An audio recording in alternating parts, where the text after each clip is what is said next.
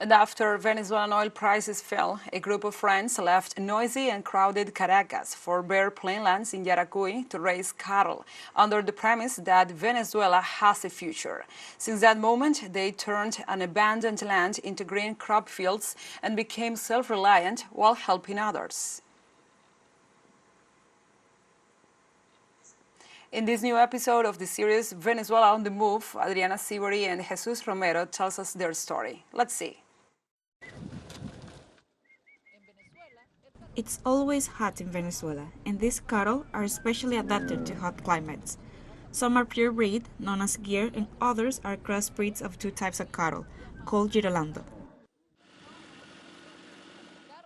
Carlos came to this multifunctional farm years ago. He used to live between buildings and the heavy traffic of the capital city.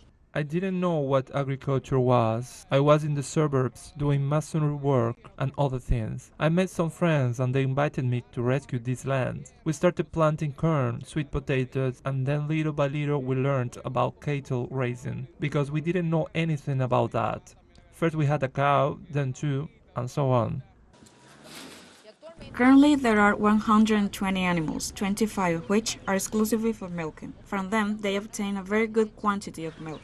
This type of work makes them love their land unconditionally. I have met friends who have traveled to Colombia, Peru, Chile, and I have family outside of Venezuela. But I do not change my Venezuela for any other country. Venezuela is Venezuela, and Venezuela has a future.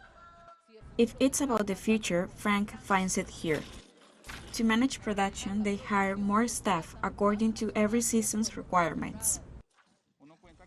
Every worker has a salary every day. Being unemployed now is a terrible sin. This cooperative has been created and run by its members who, with the help of their families, have managed to grow crops, including feed for the cattle, while tractors continue at full speed. When we came in here, it was bare. And you are already seeing more or less what we have done in 16 years. Whatever is left, we use it for investment. The investments are for a genetic improvement project for small and medium-sized producers. Almost 2 decades ago, this project started with state financing. We are the same, with oil prices at 100 and with oil prices at zero. At zero, meaning no foreign currencies. Today in 2023, in spite of the crisis, the blockade, in spite of so many circumstances that have been affecting us here in the country, we are already 100% self-sufficient. Very proud of the work. They tell us that everything produced here contributes to national food security and is also for self-consumption. The fields where Las Tres R's cooperative is located are part of one of the Venezuelan states that was founded by Ezequiel Zamora in 1859, an independentist that vindicated countrymen's rights. Jesus Romero, Adriana Sivory, teleSUR, Yaracuy.